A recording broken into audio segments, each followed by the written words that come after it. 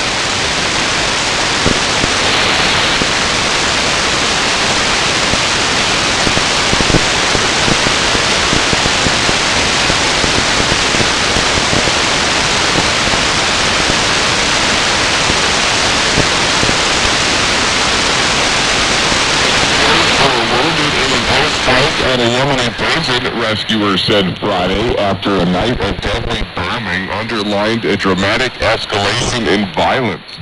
A spokesperson for the International Committee for the Red Cross in Yemen said numbers were still rising following the attack in the home city of the Houthi rebel movement. Quote, there are more than 100 killed and injured. The numbers are going up, he said, citing figures at 2 hospitals. Gruesome scenes came to light as rescue workers pulled bodies from destroyed prison buildings, according to footage released by the Iran-backed Houthi insurgents. Other videos showed bodies in the rubble and dazed survivors after an air attack from the Saudi Arabia-led pro-government coalition took out a telecommunications hub. Yemen suffered a nationwide internet blackout, a web monitor said. One hospital had received about 200 people wounded in the prison attack, and Doctors Without Borders said, quote, they are so overwhelmed that they cannot take any more patients. The head of the mission in Yemen saying, quote, there are many bodies still at the scene of the airstrike, many missing people. It's impossible to know how many people have been killed. It seems to have been a horrific act of violence. The strikes came 5 days after the Houthis claimed a drone and missile attack on the United Arab Emirates that killed 3 people and prompted warnings of reprisals.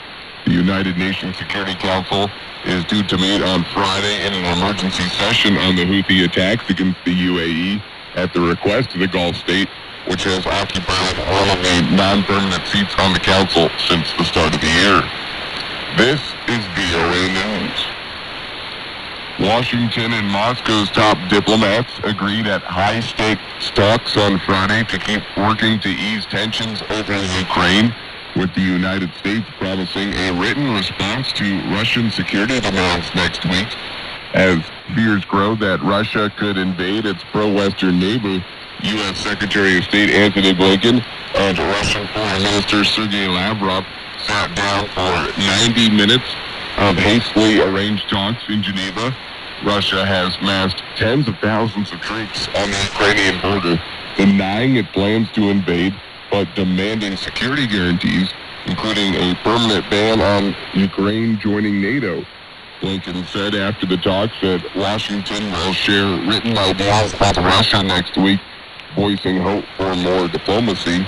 Quote, we didn't expect any major breakthroughs to happen today, but I believe we are now on a clear path in terms of understanding each other's concerns and each other's positions, Blinken told reporters.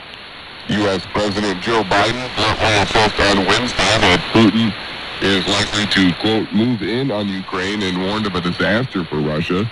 The United States and its allies have warned of severe economic sanctions for an invasion. The Islamic State group on Friday attacked a Syria prison housing fellow jihadists at a military base in Iraq in near simultaneous deadly operations that revived fears of an ISIS resurgence.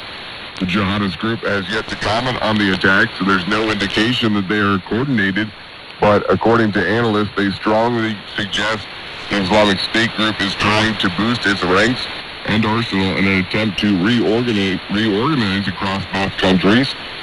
In Syria, an attack on a northeast Syrian detention facility holding the largest number of ISIS suspects killed at least 20 Kurdish security forces and set several ISIS fighters free, according to the Britain-based Syrian Observatory for Human Rights. The prison break that began late Thursday was one of the group's most significant attacks since its so-called caliphate was declared defeated in the war-torn country nearly 3 years ago. As ISIS operatives launched their bid to free some of the estimated 3,500 fellow fighters at a prison in Syria, the jihadists killed 11 soldiers in an attack on an army base in east of neighboring Iraq. That affair marked the jihadists' deadliest operation in Iraq this year. The War Monitor, providing figures not immediately confirmed, also said at least 16 jihadists were killed in the ongoing fighting. Follow us on the VOA mobile app or at voanews.com. Reporting by remote, I'm Joe Ramsey, VOA News.